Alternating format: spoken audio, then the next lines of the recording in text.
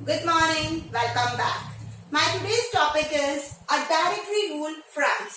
है ना? बट ये चालू करने से पहले हम थोड़ा सा प्रीवियस वीडियो पे चले जाते हैं कि हमने देखा था कि किस तरीके से जैकोबिन क्लब के जो लीडर थे मैक्सिमिलियन, है ना, उन्होंने क्या किया था, 1793 को बहुत ही टेरर वाला पीरियड बना दिया था। उन्होंने बहुत ऐसे चेंजेस करे जिसकी वजह से उनके ही पार्टी के लोग उनसे नाराज हो गए। उनके जो पॉलिसी थी लॉ बनाने की, है ना, वो काफी टफ थी, स्ट्रिक्ट थी और पनिशमेंट भी बहुत डरावने थे, लोग डरते थे।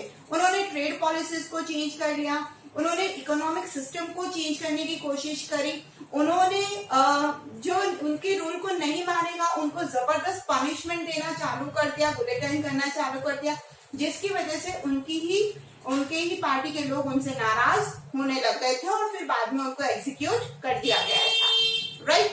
तो अब अपन चल रहे भाई, अब जैकोबिन क्लब के जो लीडर थे मैक्सिमिलियन वो भी चले गए, अब कौन आएगा? तो देखते हैं।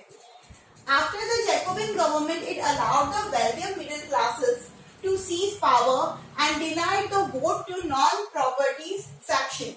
अब आपको ये पता है कि जैकोबिन क्लब के अंदर जो मेंबर्स थे वो ज्यादातर शू मेकर थे, वॉच मेकर थे, है ना, और मैं बोल सकती हूँ कि छोटे छोटे लोग थे जो डेली वेजेस पे काम करते थे।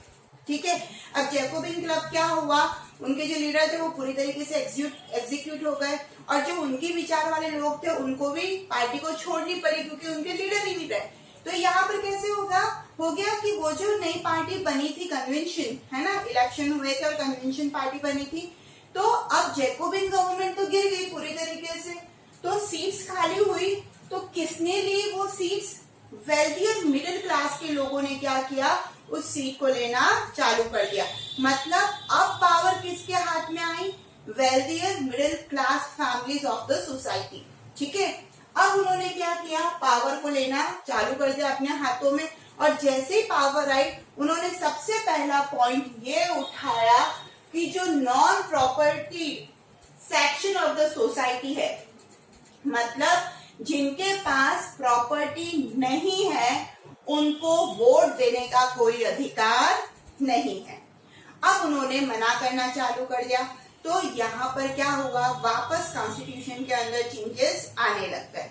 ठीक है, अब a new constitution was prepared. अब नए लोग तो वापस नया कॉन्स्टिट्यूशन, जैसे मैक्सिमिलियन ने क्या किया, जैसे गवर्नमेंट आई उन्होंने सारे सिस्टम को क्या किया, चेंज कर दिया, अमीर गरीब के खाने को इक्वल कर दिया, कोई एक्सपेंसिव फ्लोर नहीं खाएगा, है ना, अपन ने बहुत सारे पॉइंट देखे, तो उस तरीके से उसने अपनी पॉलिसीज लगाई।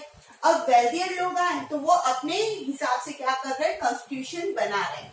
तो new constitution was prepared and by an elected convention providing for republic form, a government with a legislature and an executive body called the directory. अब क्या हो रहा था, इस चीज को समझने की कोशिश करना कि नए लोग आए और उन्होंने नया कॉन्स्टिट्यूशन बनाना चालू किया। उन्होंने इलेक्टेड कन्वेंशन, मतलब क्या किया, कन्वेंशन पार्टी जो थी, ठीक है, उसमें से कुछ लोगों को क्या कर लिया, इलेक्ट कर लिया, ये बोल के कि ये पार्ट होंगे द लेजिस्लेचर का भी और एग्जीक्यूटिव का भी, और इसको हम बोलेंगे डायरेक्टरी। ठीक है, अब ये क्यों लिया, थर्ड वाले पॉइंट के बाद मैं आपको पूरी तरीके से समझाती हूँ। Directory was an executive made up of 5 members. It is a safeguard against the concentration of power in one man. अब समझना, थोड़ा सा डिटेल में चलते हैं। आपको ये पता है कि फ्रेंच के कॉन्स्टिट्यूशन को पूरी तरीके से 3 भागों में बांटा गया, है ना, जुडिशरी, एग्जीक्यूटिव और लेजिस्लेचर, जिसमें जुडिशरी में तो जज आ गया जिसको एक्टिव सिटीजन क्या करेंगे, वोट करेंगे और जज बना देंगे। फिर एग्जीक्यूटिव में किंग आ गए और कुछ मिनिस्टर्स आ गए थे, और जुडिशरी में नेशनल असेंबली के 745 मेंबर्स थे जो लॉ बनाते थे, है ना। तो ये इस तरीके से पहले फॉर्मेट था। फिर क्या हुआ, किंग की पावर खत्म हुई, है ना, और कौन आ गए भाई, अलग अलग ग्रुप आ गए, जैसे कि जैकोबिन आ गया। जैकोबिन क्लब का जो लीडर था, पूरी पावर एग्जीक्यूटिव की वो मैक्सिमिलियन के हाथ में चली गई। अब प्रॉब्लम ये थी कि पहले किंग था तो भी वो मनमानी करता था, फिर पावर वापस मैक्सिमिलियन के हाथ में आई तो उसने अपनी मनमानी करी, लोगों को डरा कर रखा, पनिशमेंट देता रहा, हजारों लोगों को बुलेटिन कर दिया उसने।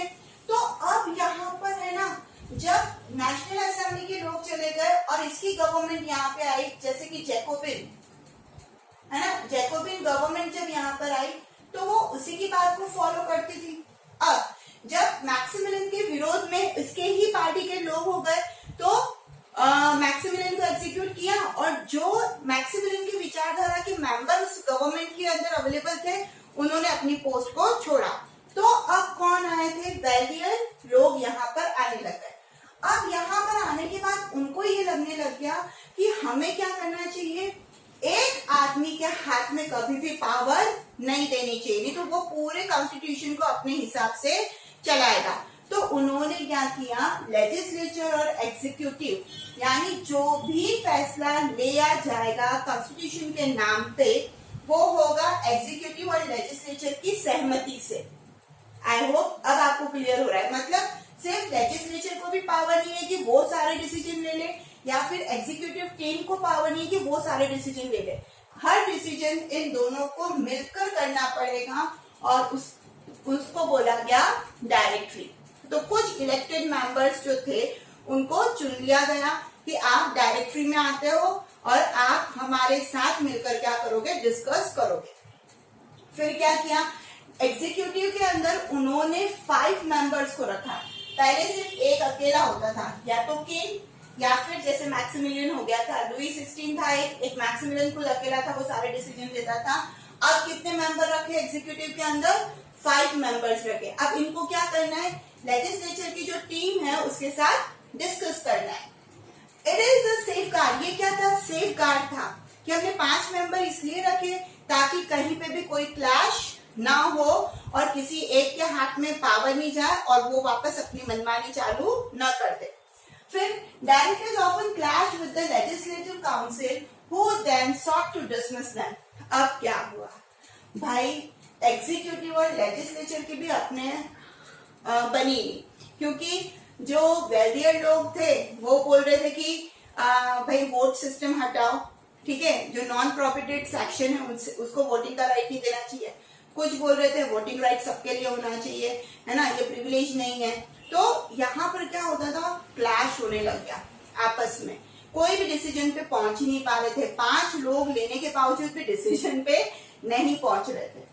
अब इसका फायदा किसने उठाया, The political instability of the Directory paved the way for the rise of military dictator Napoleon Bonaparte। अब ये आपस में क्या कर रहे हैं, क्लैश कर रहे हैं, विचारों का आदान प्रदान कर रहे हैं जो कि पूरी तरीके से अपोजिट है, कोई डिसीजन पे पहुंच नहीं रहे।